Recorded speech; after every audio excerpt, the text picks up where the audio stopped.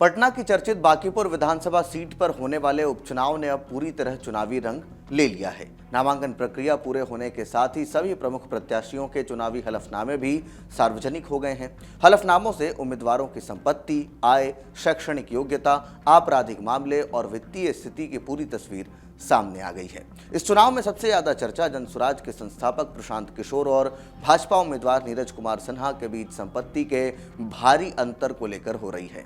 जहां प्रशांत किशोर लगभग 198 करोड़ रुपए की संपत्ति के मालिक हैं, वहीं भाजपा प्रत्याशी नीरज कुमार सिन्हा की कुल संपत्ति करीब 20.28 लाख रुपए है, यानी 20,28,000 रुपए।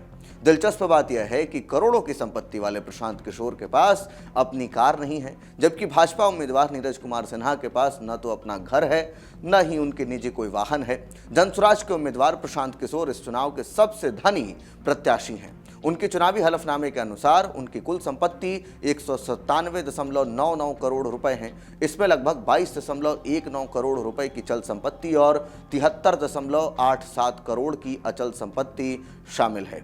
वहीं उनकी पत्नी डॉक्टर जाह्नवी दास के नाम करीब 79.51 करोड़ रुपए की चल संपत्ति और 12.42 करोड़ रुपए की अचल संपत्ति है। हलफनामे के मुताबिक प्रशांत किशोर के नाम कोई भी कृषि भूमि नहीं है, लेकिन रोहतास जिले में लगभग 3 एकड़ 21 डिसिमल गैर कृषि भूमि है, जिसे उन्होंने वर्ष 2014 में खरीदा था। इस भूमि की वर्तमान कीमत लगभग 9.75 करोड़ रुपए बताई गई है। उनके पास पटना के न्यू पाटलिपुत्र कॉलोनी में प्लॉट, दिल्ली के वसंत विहार में मकान, गाजियाबाद के इंदिरापुरम और वसुंधरा में फ्लैट, बक्सर में आवासीय जमीन तथा रोहतास में आवासीय संपत्ति भी है। उनकी पत्नी के नाम असम के गुवाहाटी और नोएडा में भी अचल संपत्तियां दर्ज हैं। हलफनामे के अनुसार प्रशांत किशोर के खिलाफ कुल 8 आपराधिक मामले दर्ज हैं। इनमें दंगा, सरकारी कार्य में बाधा डालना, आपराधिक साजिश और मानहानि जैसे आरोप शामिल हैं। हालांकि इन मामलों का अंतिम निर्णय न्यायालय में लंबित है। प्रशांत किशोर ने अपने हलफनामे में बताया कि उनकी company Vedas ventures private limited की पूर्ण हिस्सेदारी उनके पास ही है। इसी कंपनी ने वित्तीय वर्ष 2024-25 में जनसुराज पार्टी को 85 करोड़ रुपए और जनसुराज फाउंडेशन को 50 लाख रुपए का दान दिया। इससे पहले 2023-24 में कंपनी ने Joy of giving global foundation को 2.75 करोड़ रुपए का योगदान दिया था। भारतीय जनता पार्टी के उम्मीदवार नीरज कुमार सिन्हा का हलफनामा भी चर्चा का विषय बना हुआ है। उन्होंने अपनी कुल संपत्ति 20,28,554 रुपए घोषित की है। उनके पास लगभग 12.28 लाख रुपए की चल संपत्ति है और 8 लाख रुपए की अचल संपत्ति है। उनके नाम केवल 10 डिसिमल कृषि भूमि दर्ज है। हलफनामे के अनुसार नीरज कुमार सिन्हा के पास अपना मकान नहीं है और ना ही कोई निजी वाहन है। उनके पास 70,000 रुपए नगद हैं, जबकि स्टेट बैंक ऑफ इंडिया की मीठापुर शाखा में लगभग 8.99 लाख रुपए तथा यूको बैंक में 25,000 रुपए जमा हैं। उन्होंने अपनी आय का प्रमुख स्रोत कृषि और व्यापार बताया है। सबसे अहम बात यही है कि उनके खिलाफ किसी भी प्रकार का कोई भी आपराधिक मामला दर्ज नहीं है। नीरज कुमार सिन्हा भाजपा के जमीनी कार्यकर्ता रहे हैं और बूथ स्तर से लेकर मंडल अध्यक्ष तक संगठन में सक्रिय भूमिका निभा चुके हैं। पार्टी ने अंतिम समय में अभिषेक कुमार सिन्हा उर्फ बंटी की जगह उन्हें उम्मीदवार बनाया।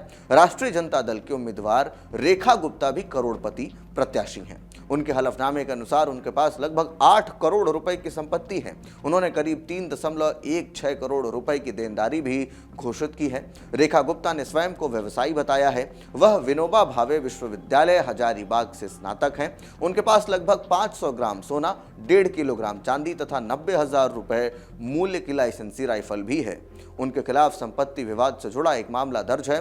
तेज प्रताप यादव की पार्टी जनशक्ति जनता दल के उम्मीदवार वीणा मानवी ने भी अपनी चुनावी हलफनामे में जो दाखिल किया है उसमें कई जानकारियां सामने आई हैं। उन्होंने कुल 2.37 करोड़ रुपए की संपत्ति अपनी घोषित की है, जिसमें से लगभग 2 करोड़ रुपए की अचल और 37.69 लाख रुपए की चल संपत्ति शामिल है। नामांकन दाखिल करने के तुरंत बाद पटना पुलिस ने उन्हें गिरफ्तार कर लिया, जिसके बाद समाहरणालय परिसर के बाहर काफी देर तक हंगामा हुआ।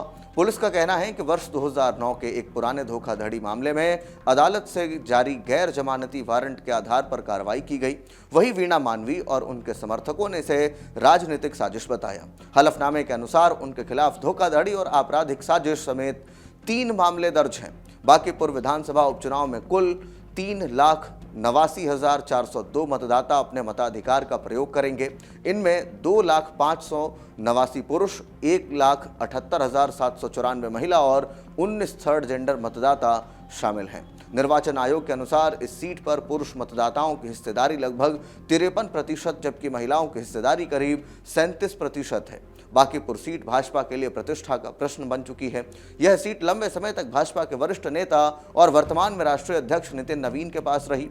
उनके राज्यसभा जाने के बाद यह सीट खाली हुई और अब यहां उपचुनाव हो रहा है। दूसरी ओर प्रशांत किशोर पहली बार चुनावी मैदान में हैं और यह चुनाव उनके राजनीतिक भविष्य के लिहाज से बेहद महत्वपूर्ण माना जा रहा है। राजद भी इस सीट पर शहरी क्षेत्रों में अपनी पकड़ मजबूत करने की कोशिश कर रही है, जबकि वीणा मानवी की उम्मीदवारी और गिरफ्तारी ने चुनाव को और अधिक चर्चित बना दिया है। अब सभी की नजरें 30 जुलाई को होने वाले मतदान और 3 अगस्त को आने वाले चुनावी परिणामों पर टिके हुए हैं, जो न केवल बांकीपुर बल्कि बिहार की राजनीति की दिशा तय करने में भी महत्वपूर्ण साबित हो सकता है। तो ऐसे में ये जो तीनों मुख्य प्रत्याशी हैं, रेखा गुप्ता, नीरज कुमार सिन्हा और प्रशांत किशोर, इसी के साथ वीणा मानवी के भी लेकर के जो भी हलफनामे में इनकी जानकारी थी वो हमने आपको बताई है। इन सभी को लेकर के आप क्या कुछ सोचते हैं, कमेंट बॉक्स में हमें अपनी राय लिखकर जरूर दें। धन्यवाद। आपके राज्य की खबरें, आपके शहर की खबरें सबसे पहले जानने के लिए देखते रहें अमर उजाला। चैनल को सब्सक्राइब जरूर कर लें और पाएं हर अपडेट।